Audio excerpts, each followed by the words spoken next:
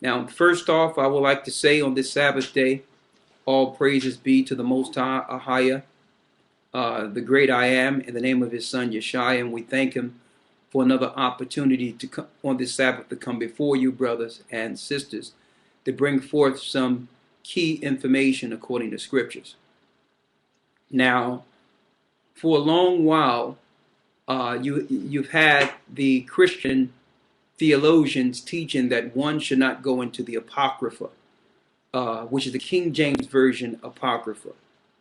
On countless occasions, as a matter of fact, I think I have a 1611 right here. Thank you. Pass it to me, please. This is pretty old. I had this for a few years. But the original King James Version, 1611, which I have in front of you, okay, actually have the Apocrypha in it, brothers and sisters. And I know a lot of you have heard this part before, but I have to bring this out for the newer people who might come to the knowledge of the truth and may see us going into different records and think that it's outside the Bible, when in fact this has been hid from you by the authorities, the Jesuits and the Catholic Church, who is really over all the churches in the United States and the Western world. They really control the doctrine of all churches in America, all churches in the Western world. So you haven't received the truth concerning what records you should actually read. And they have shunned you from reading any information that would lead you to acknowledging yourself out of scriptures. And the King James Version Apocrypha, as you can see, King James Version Bible, you see the word right here, Apocrypha. So when going into the Apocrypha, we're not going into a different book. It belongs in the book. It was there when King James authorized the translation in 1611. But it was taken out. And the reason it was taken out is because the Roman Catholic Church, along with the powers that be, didn't want you as a people to identify yourself in the last days with the Holy Scriptures. There's information and key information that have you identify yourself. And also it identifies the lies that were told against you. There was an agenda against you that the Apocrypha speaks of. When I say you, I'm speaking of the children of Jacob, the children of Abraham, Isaac, and Jacob, the true biblical people. They knew it would come a time of awakening in the earth, so they needed to actually distort the truth and teach you false doctrine by first getting you out of the King James Version Bible altogether. Now, the majority of churches that I know, especially black churches, you will hardly find a King James Version Bible in there, let alone an Apocrypha. They've switched all the Bibles out to the NIV, the New International Version, which publishers, whose publishers are the same publishers that publish the Luciferian Bible. And they made you believe that the NIV was the better book based on the fact that it don't speak old Quaker English like the thous and the thees, and they claim it would make it easier to understand, when in fact that is not the reason they switched out the King James Version Bible. They switched it out knowing that our people would begin to come back to the knowledge of the truth. You can't say that the thous and the these and the yees and the old Quaker English was the problem when our grandfathers and great-great-grandmothers and those who came before us read the Bible the way it was, intact, and they were absolutely fine with it. So why did they switch it out? They wanted to take out any physical indication of the people. They wanted so that the people of the Bible would not be able to identify themselves in the Bible. They took out certain scriptures, like in the book of Matthew 18 and 11, where it says, I come to save them which was lost. In certain scriptures. All through the Bible, they started taking scriptures out. But you would never recognize it. And on top of that, if they would take scriptures out of the regular Bible, then of course they would want to do away with the Apocrypha. Today we're going to show you undisputable proof that the Apocrypha belong in the Bible. And on top of that, we're going to show you one of the greatest secrets hid from the populations of the earth concerning what happens to the spirit once it leaves the body. And you would only get this. All Christians and all those who believe in the Bible would know this if they had the Apocrypha. They would understand it, because the scriptures in the Apocrypha leads us to the true understanding of what happens, that your body is eternal. And what they're telling you in secular education and other religions concerning reincarnation and all that cannot be true. A lot of you don't know this, but reincarnation came in from the Gentiles, that whole ideology, that you come back over and over with an opportunity to get it right. It's absolutely farce, and it's an absolute trickery through Satan. It's trickery. We learned that through the pagans. All right? And later on, our people began to believe this. A lot of you don't know this, but the Sadducees, which were a Jew sect during the time of Christ, believed in reincarnation. So that Gentile teaching eventually crept into our teachings through time. But at first, not so. But going back to the Apocrypha, why is it that when you go to your Christian pastor or go to someone who believes in the Bible, they'll say, well, the Apocrypha, we heard of that, but it's not scripturally sound because it's not spiritually, or what they call spiritually inspired. That's what they're told to tell the followers or their parishioners that comes to their church, that it's not spiritually inspired when it speaks of, it's not prophetic concerning Christ because it doesn't speak of Christ. When it absolutely do speak of Christ. It even speak of him destroying the eagle in the second Esdras, him going against the Edomites at the very end, him weaving himself a mountain in Esdras and fighting in vengeance against those who have enslaved his people. It's all through the Apocrypha. But if they can make you believe from an authority vantage point that the Apocrypha have no valid point or have no validity concerning Christ, then you'll just ignore it altogether. But let me show you that you don't even have a complete Bible if you don't have an Apocrypha. It so happened that a lot of you don't have to grab the 1611 King James Version. If you have a regular King James Version, just a regular Bible, you can go out and buy yourself cheaply at a Barnes & Nobles or one of those stores or online the Apocrypha. You can buy these 14 books separate, which will give you a complete 1611 King James Version if you already have a King James Version.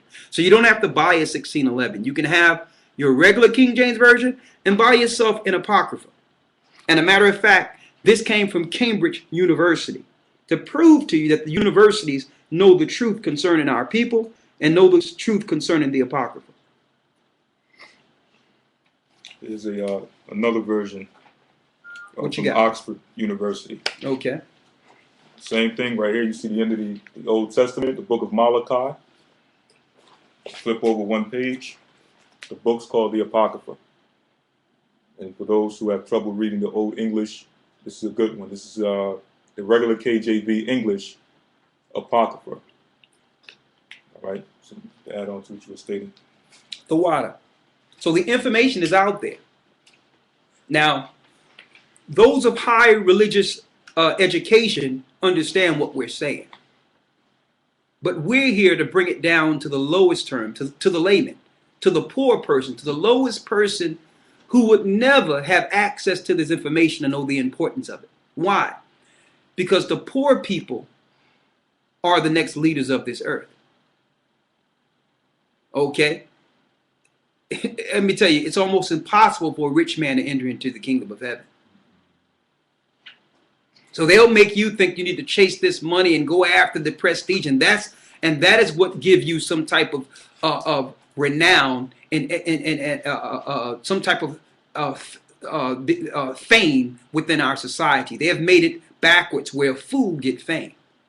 When really, it's not even about the rich. And it's about you poor people.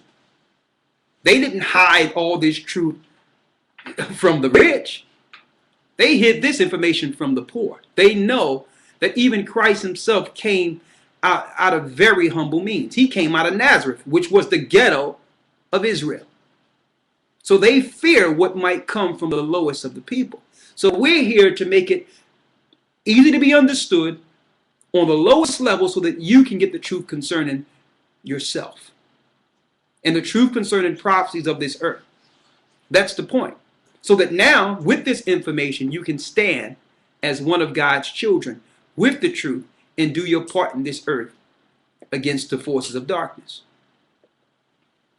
So if one would like to ask us why we bring out this information, is it important? Why isn't we just teaching Christ or teaching Jesus? Listen, Christ is the truth. Everything is Christ. You understand? Yeshua says, I am the way, the truth, the life. No man cometh to the Father but by me. You shall know the truth, and the truth shall make you free. And what does that mean? If you're teaching truth, you are teaching Christ. You don't pigeonhole them into some type of doctrine that they have created to destroy you, like in the theologian seminary schools of Christian theology. So what we're telling you, what we're showing you, is being revealed through the Spirit of Christ. Proof that the Apocrypha is 100% correct, and proof that you do not have a complete Bible without the Apocrypha. Let's go to the book of Esther real quick. The book of Esther.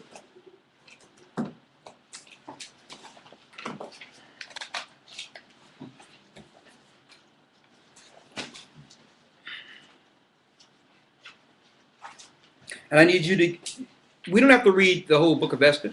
Let's go to the book of Esther. And tell me how many chapters you have there in the book of Esther, Elder Lawyer. You got the book of Esther, chapter 10, and it ends at verse 3. So the book of Esther in your Apocrypha ends at chapter 10, verse where? Verse 3. Now, how many verses you know? How many chapters you know in the Bible only have 3 verses? I mean, they could have made that easy by just extending those 3 verses to chapter 9, right? So here it is in our regular Bible that they have told you is complete. Now, mind you, everything in the Bible is correct as far as the context goes. Of course, a few words have been switched that you can actually go into the Hebrew and correct, but contextually, through context, the Bible is 100% correct. No errors when it comes to the context of the scriptures. But we see here that only 3 verses are in chapter 10 of the book of Esther. Now, we're going to go into your Apocrypha and see if we can find the rest of those verses. I need you to get that book out there, and I need you to tell the brothers and sisters out there the name of this book we're going into. Let's get it right here. Yeah. Matter of fact, let's get it there, but I want to show them in the table of contents here. Let me grab a highlighter here. Huh? I'm going to highlight it out so that they can see it. All right?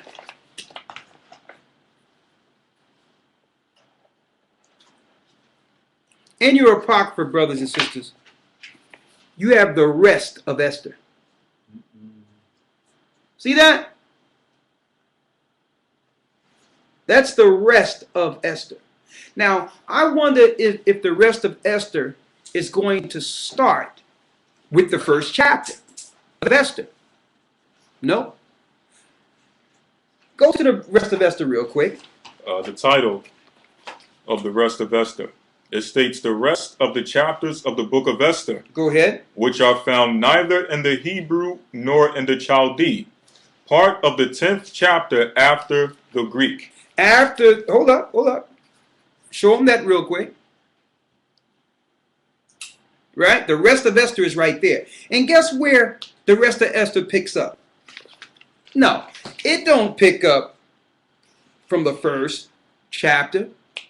It actually picks up from the 10th chapter and the 4th verse.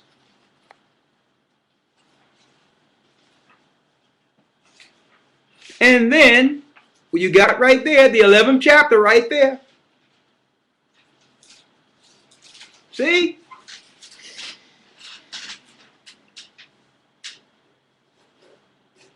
The rest of the chapters of the book of Esther.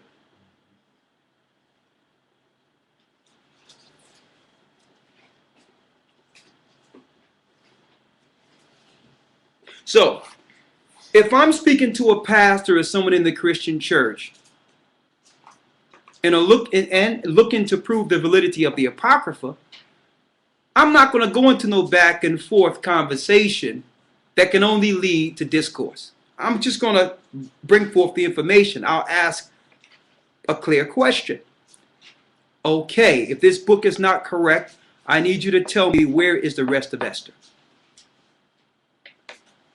And they'll look at you like, Esther, what's that? What you mean the rest of Esther? Let's go to the book of Esther. Why is there only 3 verses in the book of Esther? Is there more? But they haven't been told anything about the book of Esther or the chapters in Esther.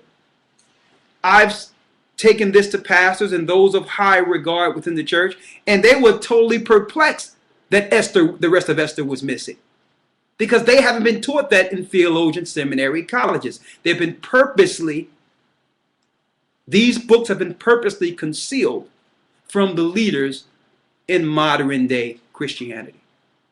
So you don't even know about the rest of Esther.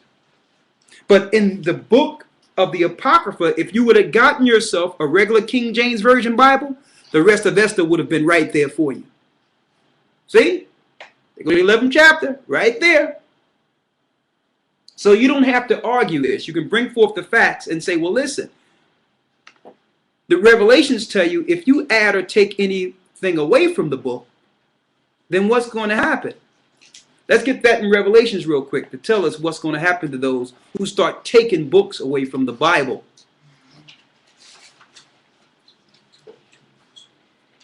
Revelation chapter 22, verse 8. Read. For I testify unto every man that heareth the words of the prophecy of this book, if any man shall add unto these things, the Most High shall add unto him the plagues that are written in this book. And you know that all these different religious Christian sects, which are harlots, daughters of harlots, of the harlot, the Jehovah Witnesses, on and on and on, have added and taken things away and created their own book. When they had no right. These people are not even Hebrews. They had no right to go into Hebrew records and say, well, this is what the people should see and this is why I'm doing it. What business is it of yours? Unless you're trying to conceal something. No one asked you to switch the words to make it easier for us to understand. Let the Holy Spirit work. Who are you? Read. Verse 19. And if any man shall take away from the words of the book of this prophecy. So if you take away from this book, the Most High shall take away his part out of the book of life. See that? And out of the holy city, and from the things that are written in this book. See, but those that are behind this conspiracy are Satanists. See? They're not looking for eternal life under Christ. They loathe and hate the Father. So they don't care anyway, because they believe under their Luciferian doctrine that Satan, their god Lucifer or Jobulin, is going to go back into space and take the throne of the Father and give them eternal life. So that's why they don't care, because they wasn't written in the book from the beginning. So are you going to follow them?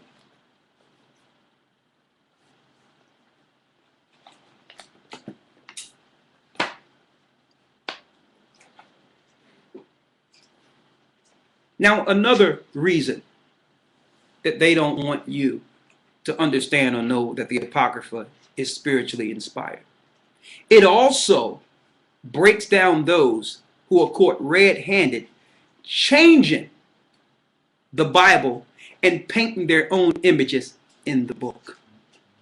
Now, for those who are from down south, who've lived down south with your grandmother and grandfather and seen that big book up there on the mantelpiece.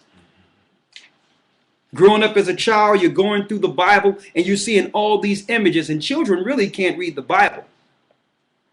So the Bible have become what? Pictures to them. So they'll go through the Bible and see Jacob's ladder and see Jacob wrestle with the angel. They'll see a naked guy sitting there fighting with an angel. I've seen all the pictures. Children revere all these pictures. See when it's supposed to be Abraham sitting there about to stab his son, and the angel stopping him, and Abram is sitting there and he's half clothed. Then you go to the end and see the crown of thorns that was on who we believe to be Christ at that time. But there's one point of emphasis, is that all these pictures throughout the whole Bible are white people. Now, I know some people like to say, oh, here we go, bringing color into it.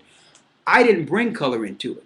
When I was a child and opened up that book, the pictures were there. And through that, it psychologically trained me to believe that what my grandmother and grandfather held dear of high reverence was not us. See that? I didn't do that. Okay? But even that act of putting yourself in the Bible is actually written in scriptures. The Greeks did this. Mm-hmm. Even in old time, they did this. Let's see what the Greeks would do according to the Apocrypha. This is 1 Maccabees chapter 3, verse 47 through 48. Go ahead.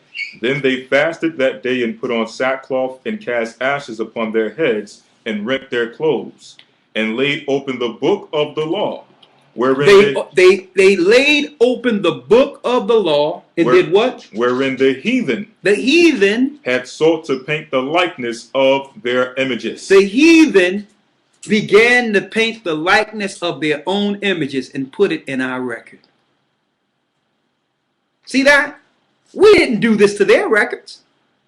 But they took our records once they were able to take us down and began to say that this is how Moses looked now.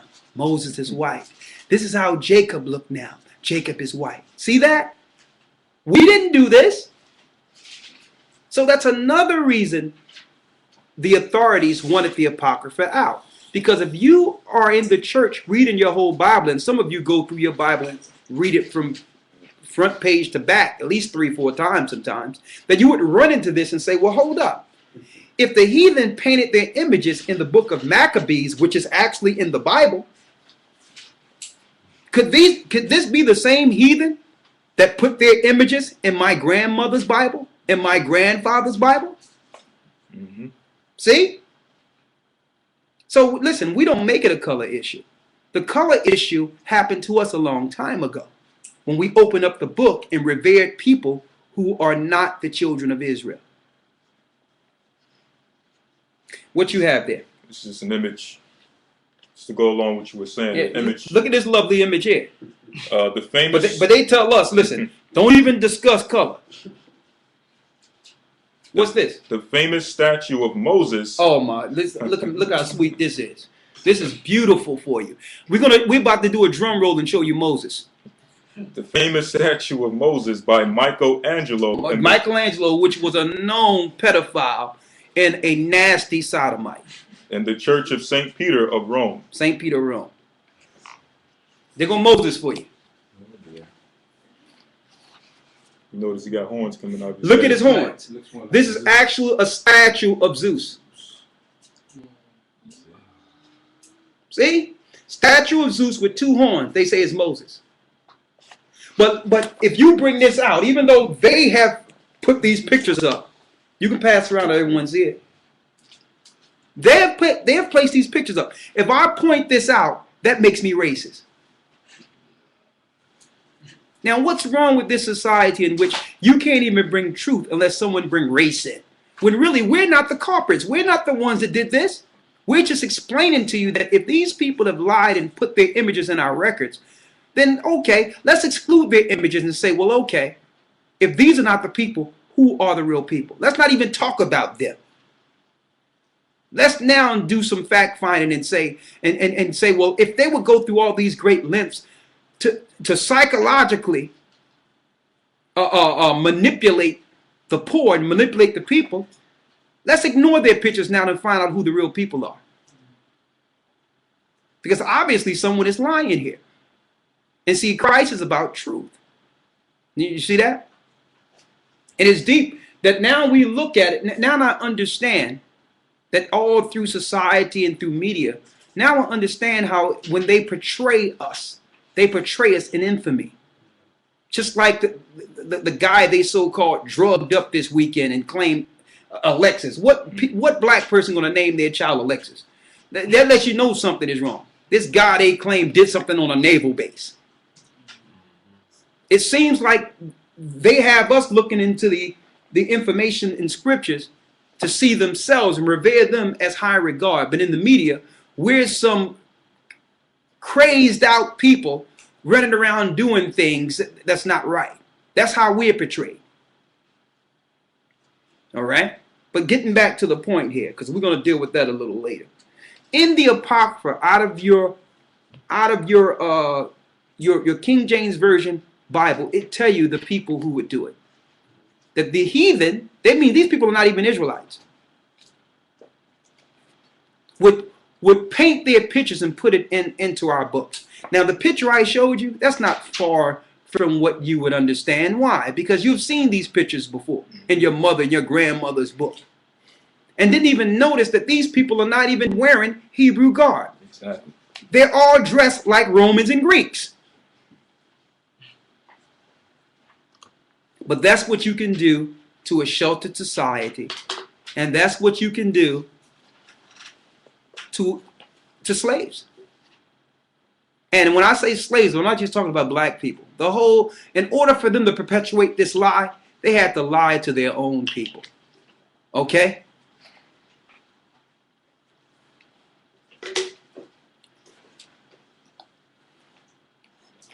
Wisdom of Solomon. Wisdom of Solomon 14, verse 8. Now, mind you, we didn't even get into the deep secrets yet. This is just minimal what we've discussed up until this point. We didn't even get into the deep secrets that we're about to reveal today. Read it. Wisdom of Solomon 14 and 8. Go ahead. But that which is made with hands is cursed as well as it. That which is made with hands is cursed. Now, what is the Most High speaking of here? In Wisdom of Solomon, it's speaking of idolatry. That means you make something with your hands, fashion it with your hands, and pray to it. So it's cursed according to the scriptures.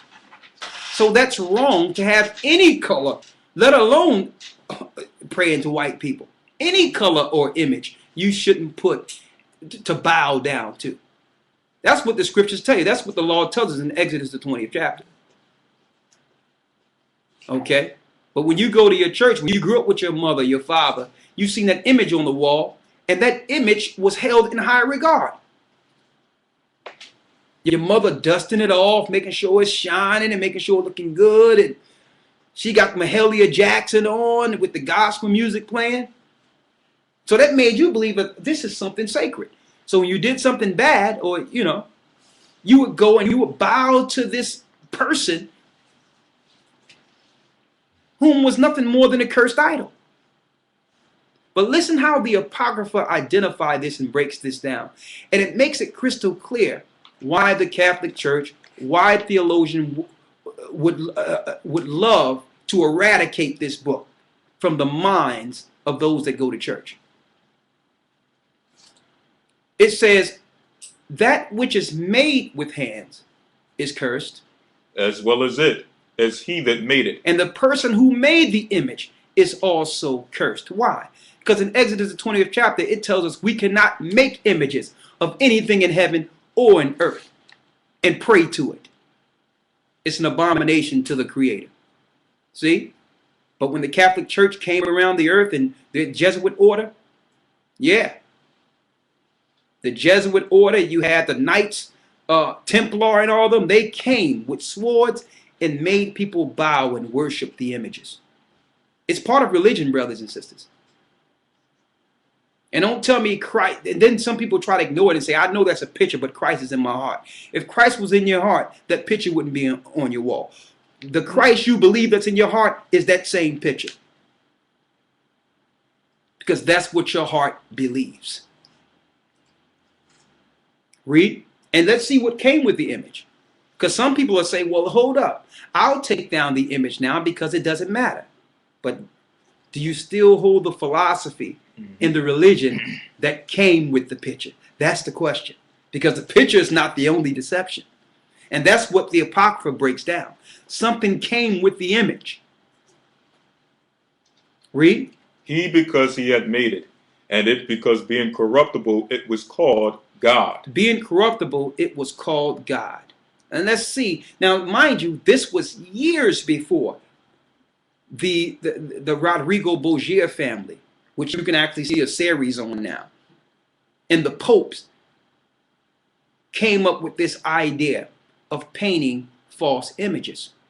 You have to realize we're talking years and years before the Roman Catholic Church that Wisdom of Solomon is speaking of here. So this is a prophecy concerning them actually injecting themselves in our book. Read it. Verse 9.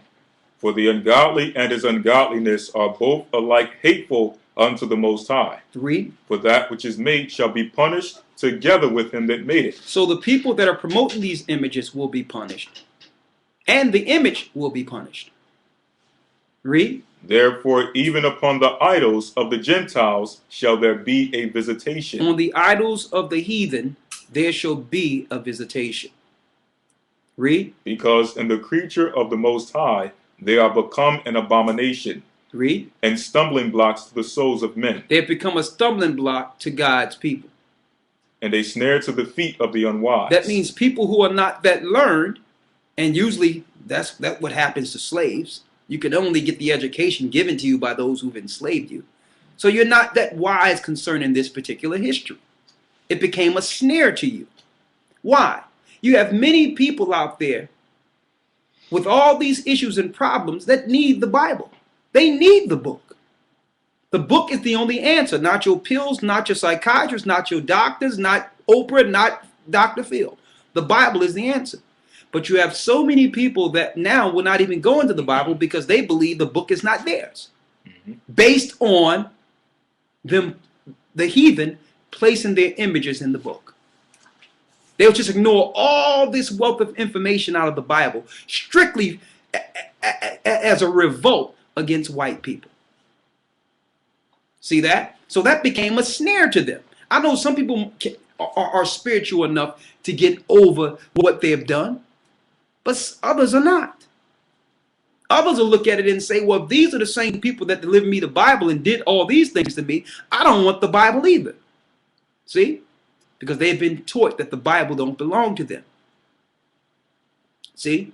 And all the wealth of information, especially prophecy, is now being ignored. And we're living in an earth of unholiness, an earth of total sin. Read. Verse 12. For the devising of idols was the beginning of spiritual fornication. So the devising of idols was the beginning of spiritual fornication. And guess what? You can't go into a Catholic church without tripping over one. They're everywhere, even outside. You're not supposed to have the dead with the living. No, as soon as you go to a Catholic church, you see a cemetery. You see dead people buried right in front of the church. Who want to walk in there? You're not supposed to have the dead with the living. That's an abomination in itself. That's the worship of the dead.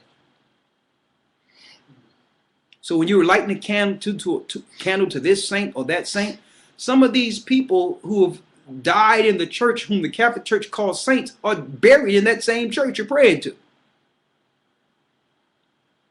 Read. And the invention of them, the corruption of life. Verse 13. Now it's going to go into the story now. For neither were they from the beginning, neither shall they be forever. Go ahead. For by vainglory of men they entered into the world. By vainglory of men they entered into the world. When it says vainglory, when our people were taken down, the conquistadors and the Indians and all the people that were brought under enslaved ships, when they were taken down, the conquerors, through their flattery, through their boastfulness, would say, I can get these people who was once great people to bow to our leaders, who are the real children of gods.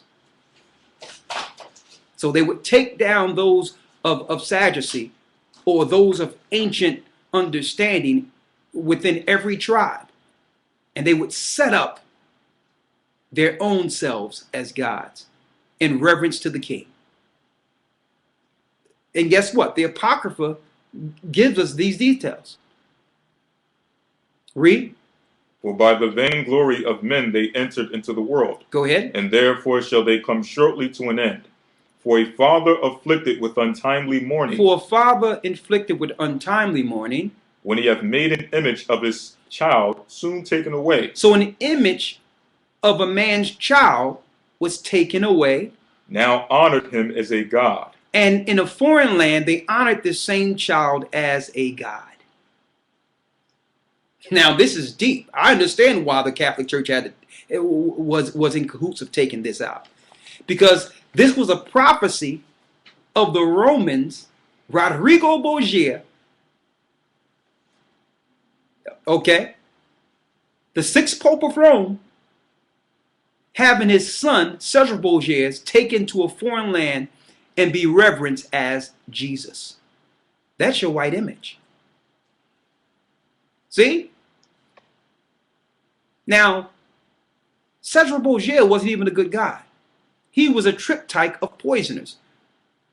The Rodrigo Borgia is where you get the original family from the movie. That's where they get the base narrative from the movie The Godfather. Mm-hmm. He killed off all his enemies through poison to gain the throne. And this son, who was known as an evil man in Rome, was reverenced as a god to slaves. They even show that in the video game Assassin's Creed. Okay. Well, they say it's even in the video game Assassin's Creed. That the Borgia family were murderous, Satanists, and the same evil people that took over the New World. Listen, as a compliment to the satanic people who took over the slaves, as a compliment to them, they said, well, we're going to have your son worshipped as a god in this new land. And that's where you get your Jesus is God from. Because when your child see that picture of Cesar, they're looking at their God. See? Now the Apocrypha breaks it. Listen what the Apocrypha tells us. There's no way you can read this in the church if this was part of your Bible and not identify with the images on your wall. So they say, well, listen, the slaves are waking up. We need to take this book out. And in 1928, they said, you know what? We're not going to need this anymore. The slaves are waking up. So when they get a Bible, by the time they realize what's going on with them, we're going to have them out of the Bible altogether. And a matter of fact, we're going to make them believe that God don't even exist. But let's first make sure we take this out because we're caught red-handed. We're caught red-handed. Being idolaters and putting up Cesar Borgia. What verse you left off at there? Verse 15. Verse 15, read. For a father afflicted with untimely mourning. That was a prophecy of Rodrigo Borgia.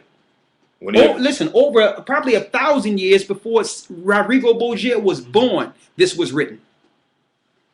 Read. When he had made an image of his child soon taken away. He made an image of his son, Cesar Borgia.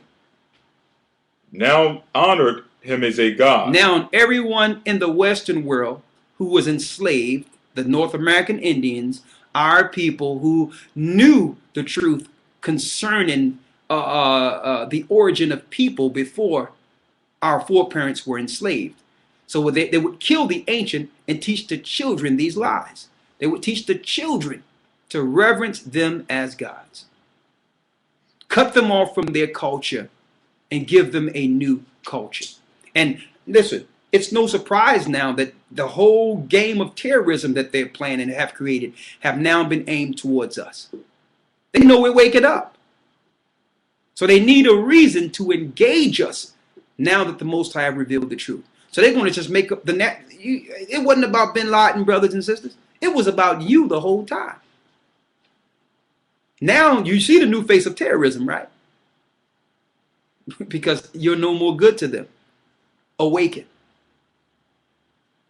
So they'll take some child they have programmed that they took from their family a long time ago, dope them up, make them an MK Ultra project, and just set them loose. Then kill them and give you the new face of terrorism.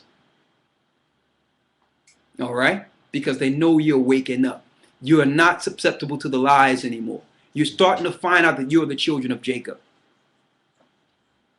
And you're pulling away from this satanic system. You're pulling away from the hand that fed you, the beast. And they can't stand it. So now they're coming after you. Jacob's trouble. We go in there in a moment. Read. Which was then a dead man. He was a dead man over in Europe. And delivered to those that were under him ceremonies and sacrifices. So it's deeper than the image, because not only did you get that false image, you also got Christmas. You also got Easter. You also got Sunday Mass. You got all these different ceremonies and sacrifices that had nothing to do with the Bible. Christ was not born on December 25th. That's the worship of Tammuz, the virgin child of Semiramis, or what they would call the reincarnation of Nimrod, that they celebrate every Saturnalia. And we know that Saturn is another name for Satan. That's why they do it during the dead of winter. Have nothing to do with Christ at all. So they delivered those things to you, the same people who delivered you the false image. Now, does this make you racist for saying this? For actually speaking the truth? Think about this. And on the flip side of this, why would they go through so great of lengths to hide this from the masses? That means the people whom they're hiding this from are highly important. They must be highly important. Read. Verse 16. Thus in process of time. Through process of time, that means as years went on. An untimely custom or an ungodly custom grown strong was kept as a law. Now this ungodly custom, which was sinful, is now part of tradition now. The culture through time, the American culture and the Western world culture believes that this is righteous. Every Christmas when the family get together, every Easter, going to church on Sundays, when really it's unlawful and it's sinful. It was evil from its inception. But through tradition, because they sensationalize these satanic days, you believe it's part of your actual being. You believe you're not even worshiping God if you don't follow them. See? They did this through time. Let me tell you, the adversary is very patient. Read. Thus in process of time. Through process of time. An ungodly custom grown strong was kept as a law. Now this custom was kept as a law. Read. Engraven images were worshipped by the commandments of kings. And with this came graven images. I don't know, guess what? A lot of our people have been predisposed to idolatry and don't even know it. It's nothing for our people to go to some type of store and get what you would call a knick-knack. little thing to put on your counter, or get a mask that you got, an African mask that you got and think is culturally sound. I remember growing up and your mother would sit there and have some type of thing on a coffee table with an egg in it, shape of an egg. It was like a marble egg or a gold egg. It looked like some type of centerpiece. So it's so embedded in our society that we go out and get little things and put on our shelves and don't even realize that's an act of idolatry. Because we're ignorant to history, you don't know that jinns, demons, sorcerers, all of them be praying different spirits into these different idols you be buying and taking home. And because your heart falls to these particular idols, your spirit is in it. Something made you desire to have this. Now you are part of the spirit you're taking home with you. I don't know how many things you look on your mother and your grandmother's shelf and say, like, what's that? What's that? What's that? Oh, I got this from there and I got this from, and the stuff means nothing. And they have no idea that it's idolatry. And they usually put it on a mantelpiece or a high piece. And a lot of you don't even know that even mantelpieces in your house, they created them under Masonic orders as a shrine to worship the dead. That's where you get your mantelpieces from, where you put all your pictures and all your stuff on. When you look back, it's a place of worship. Look at it, it's an altar. It's an altar. It's a shrine to the dead. It's a mausoleum. But we've been so inbred and conditioned by the pagans. But finish reading.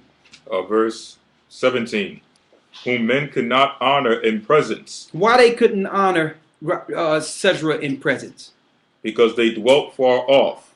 They took the counterfeit of his visage. Counterfeit means fake. They took the fake face of this man, this man's son, which was Cesar Borgia. Read. They took the counterfeit of his visage from far. They mean it took his fake face from far. So if we identify this fake face or counterfeit face, it's not racist. It's actually showing you the hands of Satan lying on God's people. So that when God's people awake, they're not going to see themselves in the book. They're going to see a counterfeit. See? And they'll reverence a counterfeit. See? Read. And made an express image of a king whom they honored. And they made an image of a king they honored. To the end that by this, their forwardness, that they might flatter him that was absent, as if he were present. They did this to flatter the king. They did this to flatter the Pope. They made a known sorcerer, a known potion maker, a poisoner, the son of Rodrigo, Jesus Christ, whom you call Jesus Christ. I didn't do this. So are we wrong for identifying it? So when you look at the Apocrypha, you must view it differently. It's a treasure of history that's hidden from you.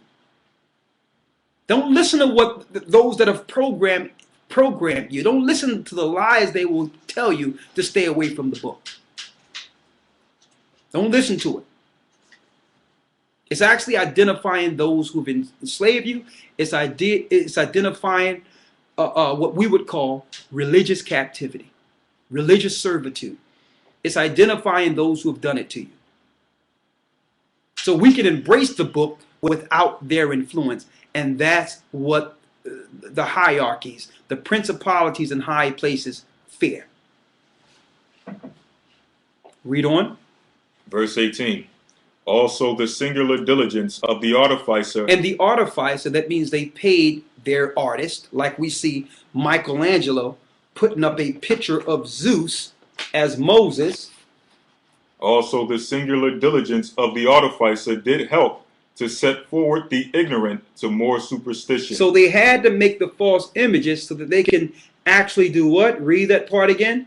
To set forward the ignorant. To set forth the ignorant. To more superstition. To more superstitions. They needed the pictures to enforce their lie. Because back then you didn't have movies. You didn't have films like Cecil B. DeMille's 10 Commandments. So back then they had art. They needed art to solidify the lie. Man, the Apocrypha breaks this down. It breaks it down in its totality, right? Read. Verse 19. For he peradventure, willing to please one in authority, forced all his skill to make the resemblance of the best fashion. So they paid these artists top dollars doing what this earth history calls the Renaissance. Renaissance means rebirth. So if you were always in charge and always in position, why did you need a rebirth? Because we know that the true Jews, people of color, ruled during what they call the quote-unquote Dark Ages of Europe. So this was the Caesars in a rebirth, bringing themselves back into power. Starting with the Borgia family. Then they began to, after they seized power of Rome, they began to paint all the artists to influence the New World, to worship Europeans as God. And guess what? It's coming back around now. It's coming back. Not only is the truth being revealed, those that have perpetrated this fraud and are an accomplice to it and won't reveal the truth concerning it, all the people, the things that have happened to the population and the poor people that you have allowed to happen for so long is now happening to you. It's going to come back on you. Don't think that you can sit back and just see an egregious sin and it don't come back on you. You thought it wouldn't affect you, didn't you? But one thing about a lie, if you continue to lie, the lie just will expand. And it will just expand and take up all the space, and with you included.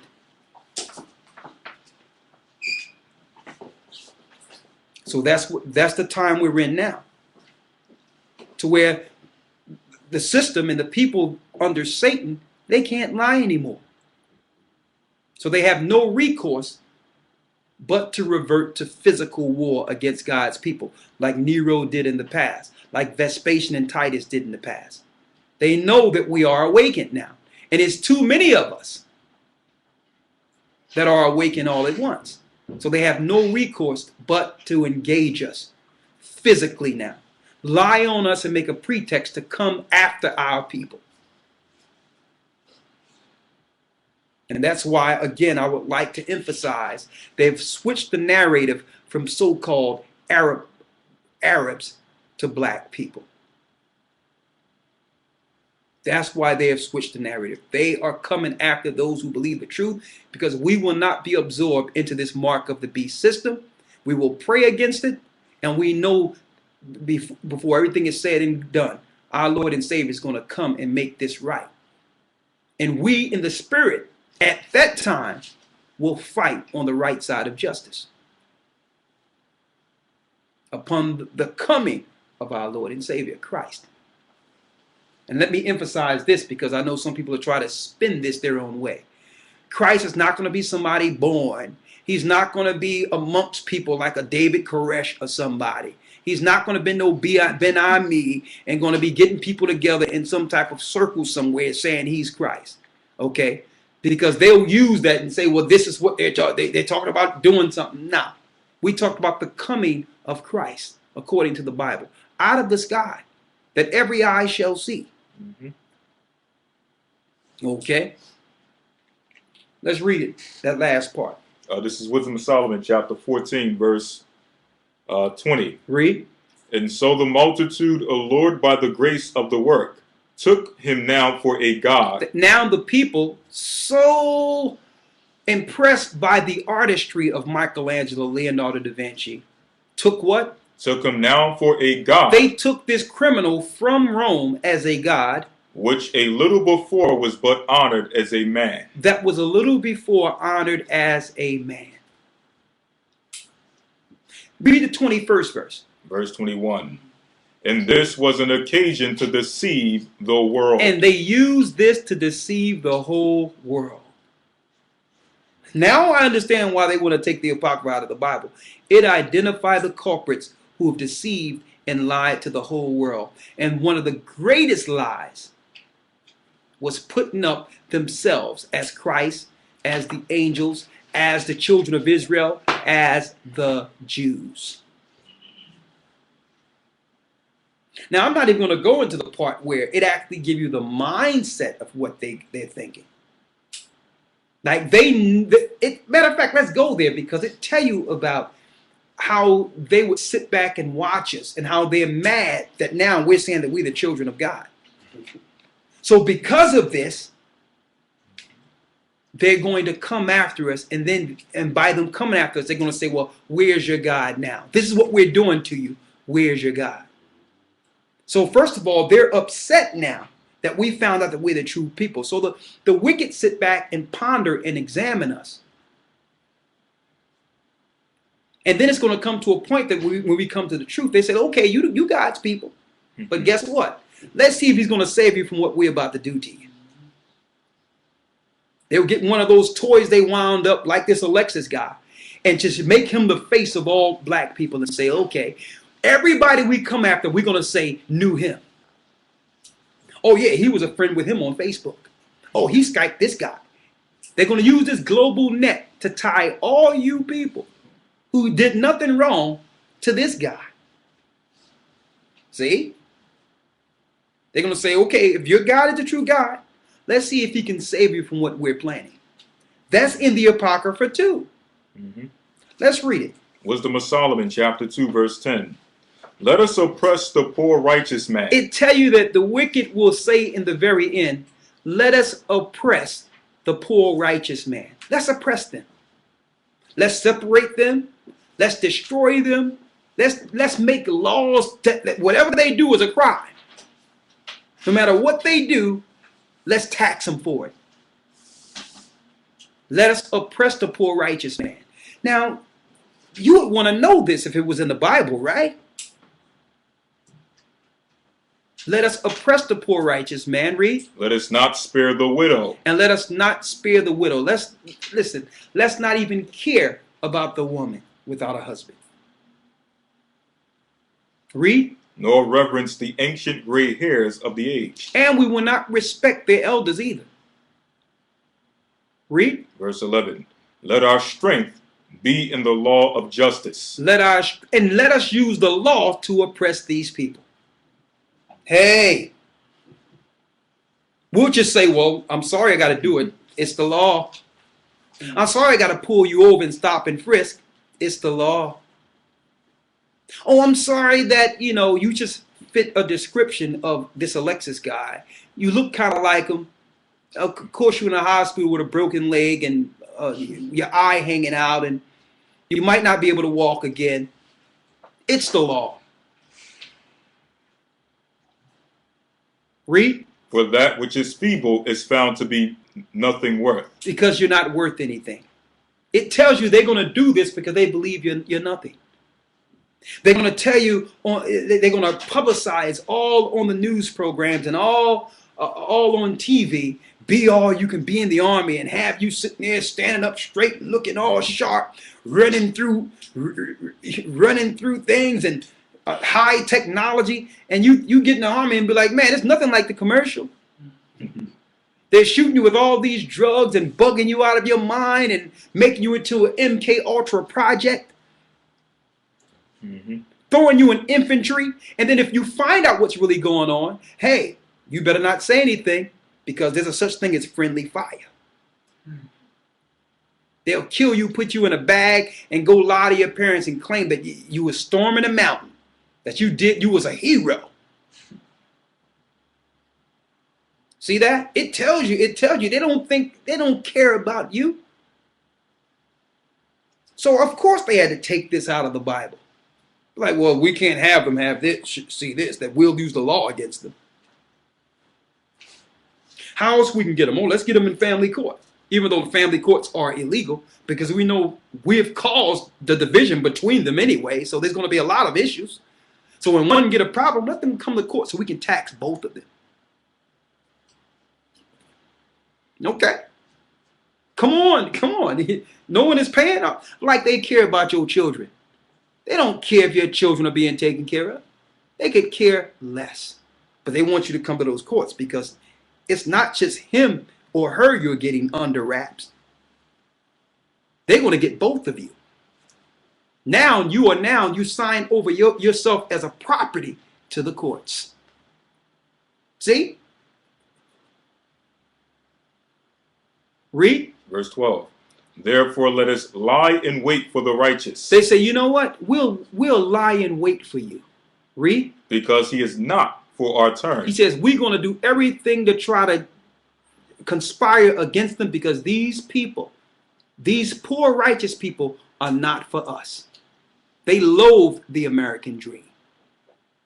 They're not caught up in the deception, the satanic prosperity deception. He says, we're going to lie in wait, and we're going to wait for something to happen to come against them. Why? Because they are not for us. Read. And he is clean contrary to our doing. And he says, these people are clean contrary to our doings. They go into this Bible and look at the law and say, you're not supposed to do these things that we glorify. You're not supposed to be a homosexual. You're not supposed to be a pedophile. You're not supposed to be a killer or murderer. You're not supposed to go into a country and kill children, men, women, and children under the auspices of democracy. You're not supposed to eat pork, shrimp, crab, lobster. So when we speak of these things, they're like, y'all contrary to us. The things we glorify, you people loathe. Why? Because you believe in the Bible. So we must teach your children that the Bible is just a book that was written by men. That it really have no validity whatsoever. See? Read. He upbraideth us with our offending the law. That's how you know it's speaking about us. They are mad that we upbraided them. We try to correct them of how they offend the laws of Moses. What are you doing worshiping on a Sunday? That's not the Sabbath. Why are you worshiping the sun god? Because that's what the Babylonians did on a Sunday. That's what the Romans did on a Sunday. And ironically, with no coincidence, these are the same people that gave you your churches, that have set up your churches. Sun worshipers. See? So they are upset with us because we went to the Bible and said, well, you're not supposed to do this. You're not supposed to do that. They put aside the laws of the God, of the Most High, and then they'll upbraid you, or they will reprimand or penalize you for breaking their law. So what are they doing? They're saying their laws are above God's laws. See? They even got your Christian church tell you, follow the laws of the land.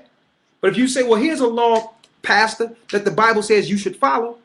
Oh, the law's done away with in the Bible. But follow the law of the land.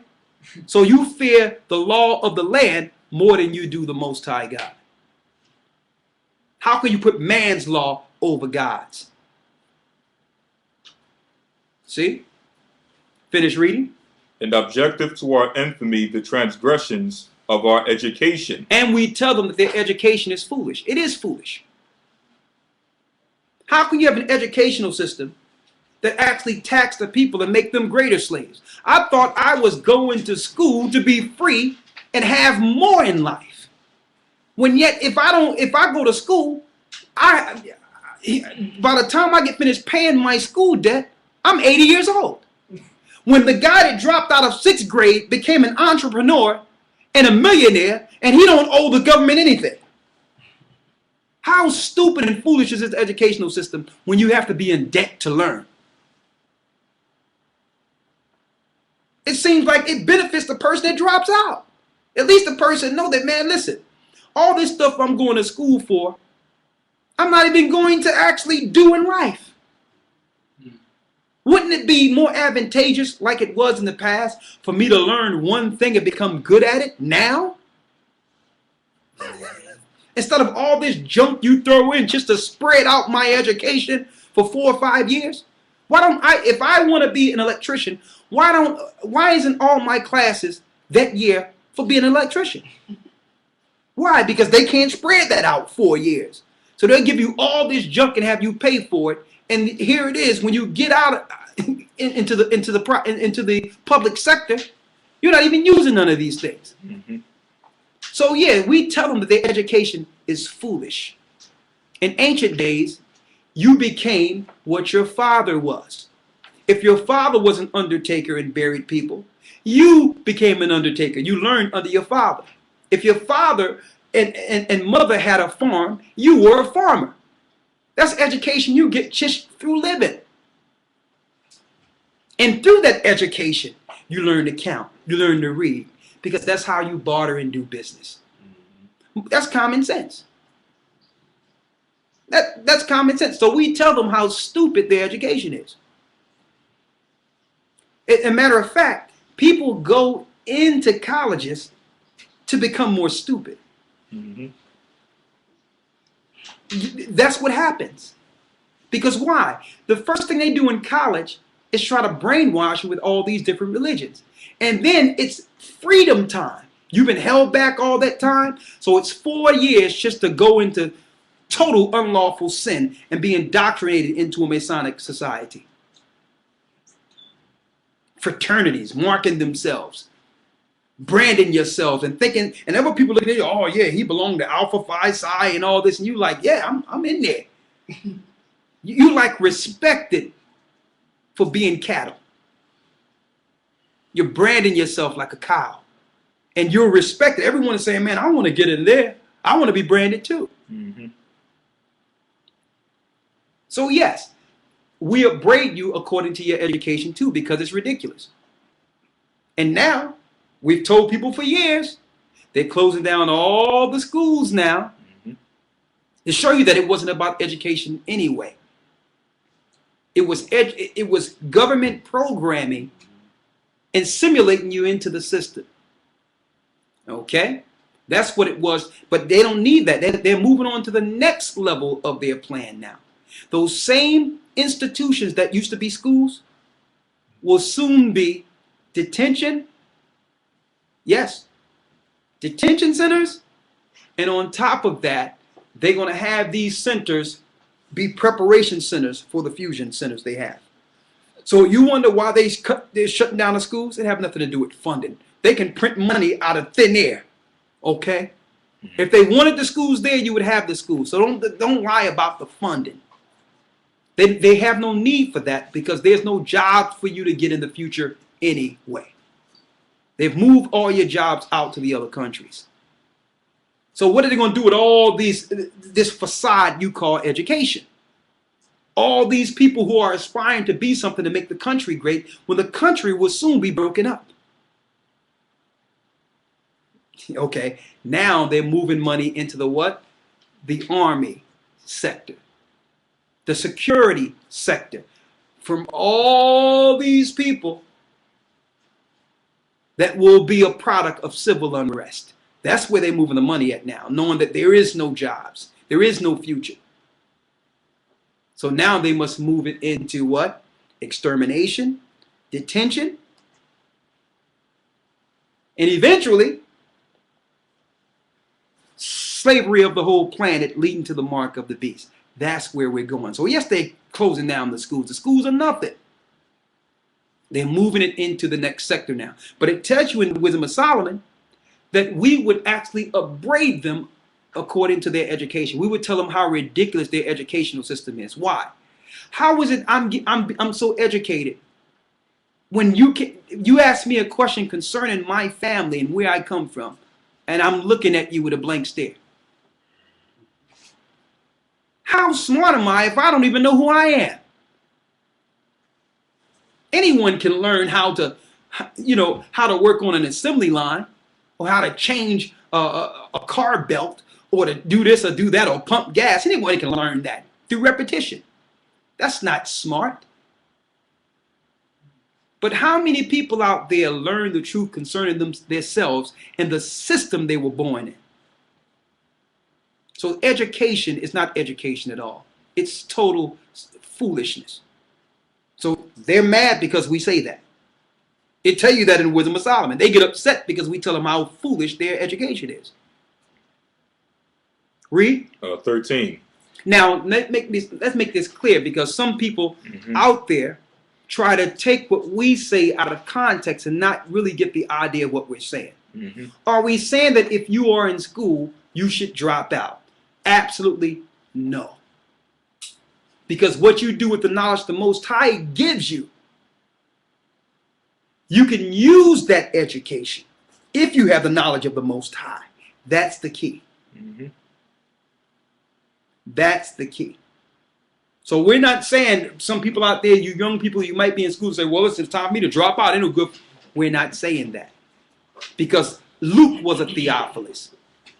You had Josephus, who was a great historian, who actually worked with the Romans, because he had the education not only of their society, but his own. So what we're saying is, learn the truth concerning yourself, and then you learn their education so that you can now use it for your turn. Know the ins and outs of it so that you can use it for the betterment of your people. Let me make that clear, because I like to put that out there. But we tell you how foolish the education is. You got some people who can run a football or play with a basketball. You get free education, of course, because you're making the university billions of dollars. Like, listen, I'll tell you what. I'll pay for my own education. And why don't you pay me for me running up and down this court? Because that's where y'all making y'all real money at. But our people can't come together enough to even think about something like that. Read on. Verse 13. He professeth to have the knowledge of the Most High. This is why they're upset with us. And they tell you in the Wisdom of Solomon that these people profess that they got the knowledge of the Most High. They're not listening to our wine of Babylon that we brought over from the Roman Catholic Church. They don't believe our doctrine, the slave doctrine. They claim that they got the knowledge of the Most High. And then they'll look at you and say, well, what school did you go to? And you'll look at them and say, well, I didn't go to no school. That's the point. I haven't been programmed. So it's not how many plaques you got on the wall. Because Christ didn't have no plaques on his wall. Neither did Moses. Neither did none of the disciples or prophets. Okay? So think about that. The Bible says he's going to use the base people of this world to confound the wise. Because if we got the education from your system, then you would get the credit. The Most High is going to use the uneducated to tear down this system and show you how ridiculous it is. See? Why? Because people that learn through what they would call linear learning, they only learn to do one thing and only educated in one area, and they don't have no knowledge in any other area outside of what they're taught. That's limited education. See? But when someone have to feel their way and learn their way, they become diverse because the Spirit leads them. And that's something that you can't understand. The Spirit, they do what they have to do to survive. And that's an entirely different education you can only get through living. And when you look at it, the people in the Bible, I like to reference them all the time, like Joseph. He was thrown into a pit, left for dead, sold to the Egyptians. And his circumstance, the Most High was with him. He eventually began to rule all of Egypt. He didn't go to no school to become governor or leader of Egypt. You understand? But the Spirit was with him, and his circumstance, he operated in his circumstance and learned with his surroundings and was keen of what to do to make it. That's an education you can't get by sitting in a class looking at someone write on a chalkboard. That's education through the Spirit. And see, they are afraid for you to operate like that. Because if you operate like that, you don't need them. You understand that there's another mechanism working outside of this system, which is a spirit in which some of you ignorantly call God. That it can help you if you're not dependent on this system. If you depend on this system for education, you'll become a slave. And how many people out there that owe their colleges and owe their schools tens of thousands of dollars and don't even have a job? don't have anything. On public assistance and social programming and social and welfare and all these things. And you sit there with a piece of paper that's worth nothing. And soon, with everything about to break out in this earth, it would only be good for one thing. Because there's not going to be any toilet paper.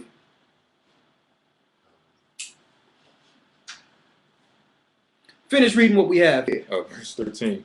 He professeth to have the knowledge of the Most High. Go ahead. And he calleth himself the child of the Most High. This is what they're mad of in the Apocrypha. It tells us they are mad because these people not only profess to have the knowledge of the Most High, they what? He calleth himself the child of the Most High. He calleth himself a child of the Most High. The children of the Most High in the Bible are Israelites. They're God's people. I found out now that certain times our brothers go to certain places, they be in question. Are you an Israelite? Or do you believe that you are a child of Jacob? You believe that you're from the children of Israel? Why would they ask these questions now? They're now asking people now, like, what do you believe? Do you believe you're an Israelite? Why would they ask these questions?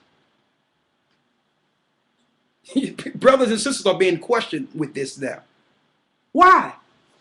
As long as you believe that you were black, African American, or any other disnomer or whatever you call yourselves, everything was fine, wasn't it? Now, listen, I wouldn't be surprised. I'm going to put it out there now. Now, let's document it. And I need y'all to save these and date these so that we can pull these out at a later date. It won't be too long before one of these so-called wound up nut jobs that they'll create themselves. Because as far as we know, this Alexis guy don't even exist. As far as we know, he did nothing. That was a staged situation in a closed setting. So they can put any narrative they want on that. Mm-hmm. And come to find out, this Alexis guy, he looked just like the guy that was over in England. They claimed decapitated somebody. It looked like the same exact guy. But even though we don't know what really happened, and I could care less, I'm just looking at the overall perspective of scriptures of what they will do to come after us, according to how the Most High say that how they really feel about us. They will use a narrative of this Alexis guy, but it have nothing to do with him. It have everything to do with the people that they will engage. Remember when there were so-called Arabs that ran into 911 and you had old Texas hillbilly saying, we're going to go get ourselves some Arabs? Remember that? So now, if they got this guy running loose,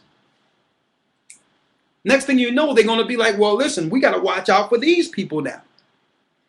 These black people, hey, they're the underwear bomber. They're the Christmas tree bomber. Oh, they went crazy over in the naval place.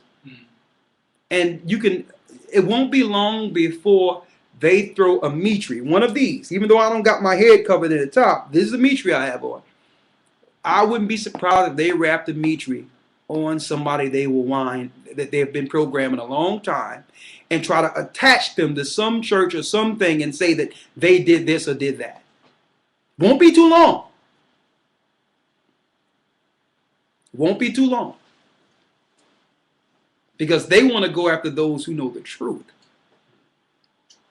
That's what the narrative really is about. It's about them coming after the children of Jacob. Why? Because they don't like the fact that we profess that we are the children of God. Now, how do you know it's not talking about the people over in Israel today? Because there's no problem when everyone say they're the Jews. Who's fighting against that? They say they're the Jews and everyone is fine with it. But they are upset that we know that we are the Israelites, that we are from the tribe of Judah. We're from Benjamin. We're from Levi. We're from Simeon. We're from Zebulun. See? Our people are from the rich families of the Bible. Our bloodline links back to Christ, Mary, Joseph. See? So they're saying they claim they're the children of God. Well, we are. We fulfill Deuteronomy 28 when it says that we would go in the belly of ships and be sold to the heathen. When Christ says the Romans going to come against you, When the desolation is nigh, when they come after you with swords, flee into the wilderness. It was our people that fled over the Atlas Mountains into Africa, hiding from the Romans. Through time, we lost our identity, and eventually we are fulfilling the prophecies of going into captivity until Christ free us. That's the truth. So they had to take this Apocrypha out so that you don't realize the truth concerning yourself. Read. Verse 14. He was made to reprove our thoughts. It says he was made to reprove our thoughts. That means the Most High created us to correct their teachings. They would rather just go on and do what they want to do and have no one tell them that they're going the wrong way. They don't like that. They don't like, because why? They gain a conscience that way. They can't operate freely with someone showing them that they did something wrong or they're doing something wrong. Read. Verse 15. He is grievous unto us even to behold. He says we can't stand to even look at them. The fact that they're still living is a problem. Why? Because if they live, if one of them are left upon the coming of Christ, our time is done.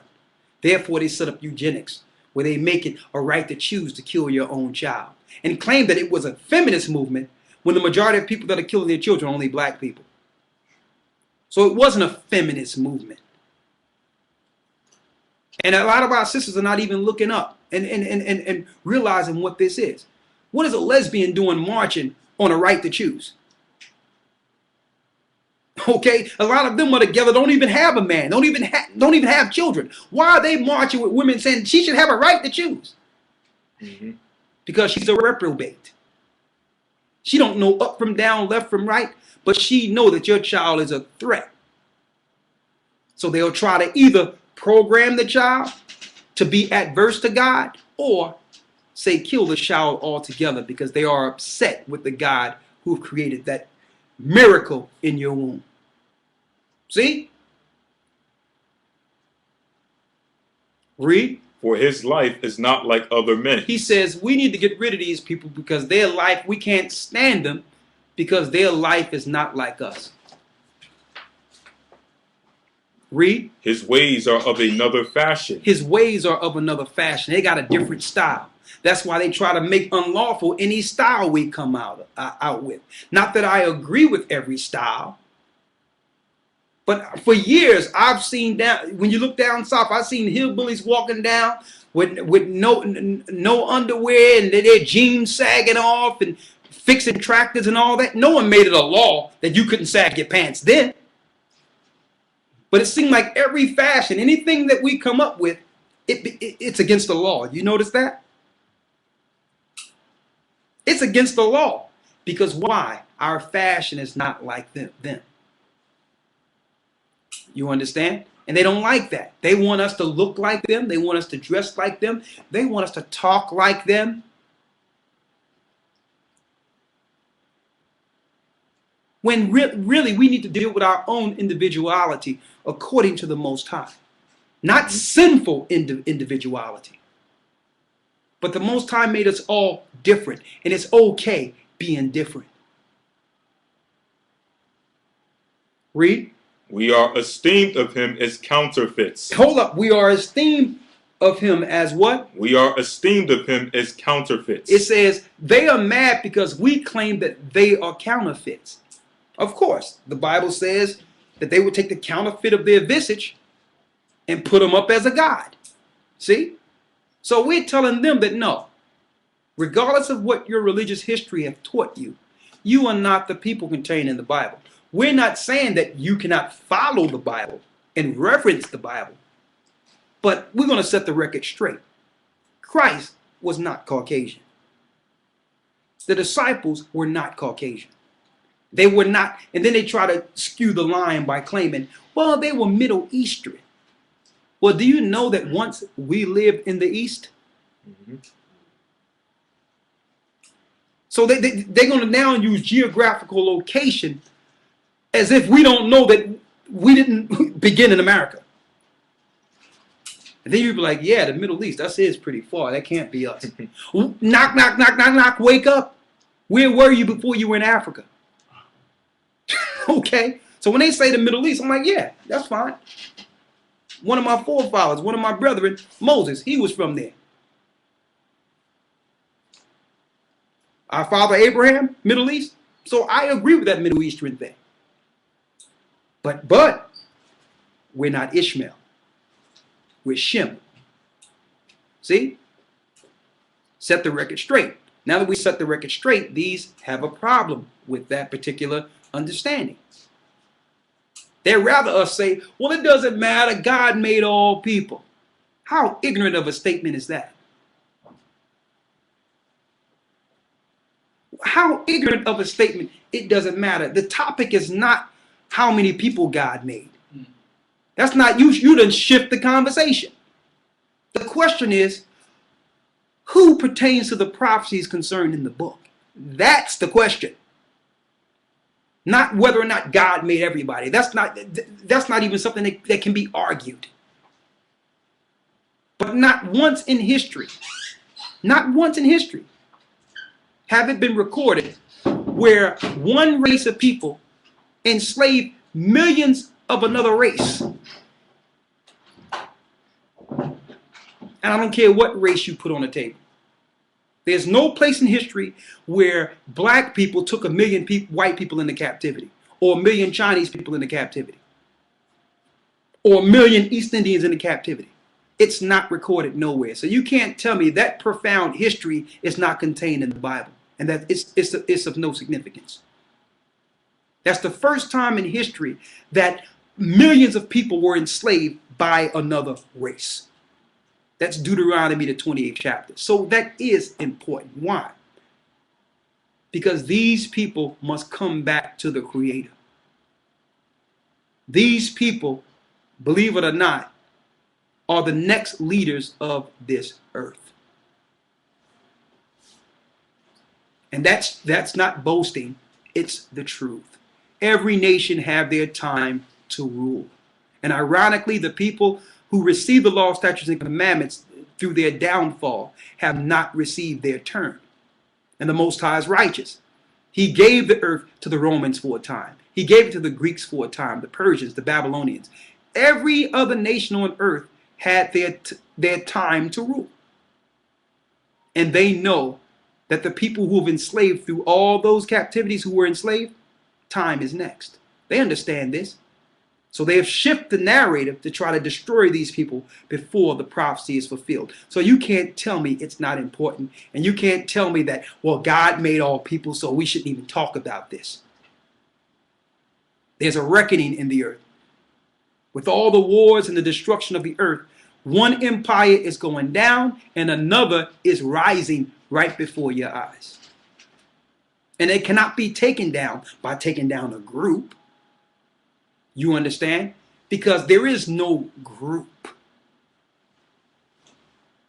Okay? There is no personal group. It's the seed of Abraham, Isaac, and Jacob that transcends what group you are gathering with. They cannot destroy that. We are scattered throughout the four corners of the earth. Finish reading. We are esteemed of him as counterfeits. It says these same people that are reading this book are calling us counterfeits. And that's why they took this out of the Bible. They don't want you to read this. Read. He abstaineth from our ways as from filthiness. And he abstaineth from our ways as filthiness. We do. We go into a restaurant and see them put some pork bacon, I'm just using it on a low degree, or some ham on the grill, and they think they can just throw what we're going to eat right after that. And we're like, excuse me, we need you to clean that grill. A matter of fact, I'm going to be back in an hour. And I want you to clean that grill. Or they'll sit there and have your food right next to some pork juice. No, we don't do that. But they'll look at us like, what? It's only grease. No, it's pork. Not only are we supposed to abstain from this abomination, it's against the law for our people to even touch it. Now that's royal. That's regal. That's a high people. We can't even be in the same room with a dead pig, let alone eat it. So they look at that and say, well, you think you're better than us? No, we don't think we're better than you. There's laws concerning what to do with these animals. And that animal is waste and disease. The Most High put the animal to eat the diseases before it gets to me. So if the carcass die and you open it up, what happens? The diseases contaminates mankind. So the Most High told us not to touch it. It's infested with worms. That's common sense. But they call it the other white meat. And I know farmers are so upset with those who know their Hebrew. And then on the other hand, you speak to a rabbi and ask him, well, is a pig unlawful? Well, we don't believe it that way. We deal with the Talmud. And only if you're kosher, dealing with a certain time of being kosher. So you mean to tell me this week you can say you're not kosher and eat pork? That's what you're telling me? Well, it's not really that way, but kind of like that way. See, that's a confusion concerning them. They claim they're the Jews, but when you put the law on the table, they make an excuse to break it. Saying, well, if it's not kosher, if you're not a certain type of Jew, you can eat pork. What type of madness is that? Where is that in the law of Moses? They'll tell you, well, it's not in the Moses. Aha.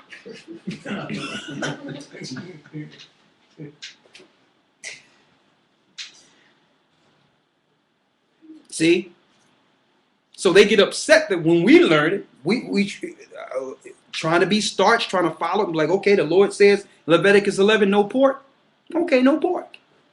They'd be like, well, look at that vision that was given Cornelius. It was all these beasts that was given Peter when he had to meet Cornelius. All these beasts unclean. And the Most High said, God said, don't call anything common or unclean. But what the preachers don't tell you is that Peter was asleep. And when he woke up, he did not eat pork. The Most High was preparing him to deal with an unclean nation, a people whom God's people haven't sat down with before that time. He was preparing Peter to deal with the Gentile, not eat pork. See? Finish reading. So they tell you the Apocrypha, they get upset that we upbraided them concerning the law, that the way that they operate, we say is filthy. Read. He abstaineth from our ways as from filthiness. Go ahead. He pronounceth the end of the just to be blessed. And he pronounces the end of the just to be blessed. So they don't like the fact that we tell you at the end of the day, the poor and the people that are being rejected will receive this earth, that the meek will inherit the earth. They don't want to hear that because why? They're in their kingdom now. They don't want to hear that something is coming better that they won't be involved in. You understand? They don't want to hear that. Read. And maketh his boast that the Most High is his Father. And they're upset that we boast that AHAYAH is our Father. That the Most High gave us the law. They get upset with that. See that? They are so upset that we say that, hold up, there's no many gods. There's only one God. The God of Abraham, Isaac, and Jacob, AHAYAH, who gave the law to Moses. And we're the people whom the law was given to. They get upset because they want you to believe something simple like, well, all nations got different gods and call them different names. But it's still they're all the same gods. That's ignorant as can be. Because if that's the case, why isn't all the earth worshiping the same? They're not the same gods. There are many gods, and there are fallen angels that are worshipped as gods. So don't be ignorant by making a statement that, well, all people got different ways of doing it, but there's one God at the top. No. Every nation has a false god tied to it. And that's the difference between the Egyptians' gods and the God that delivered the Hebrews out of the hands of the Egyptians. Now you tell me the Egyptians were praying to the same God? Don't fall for that ignorance.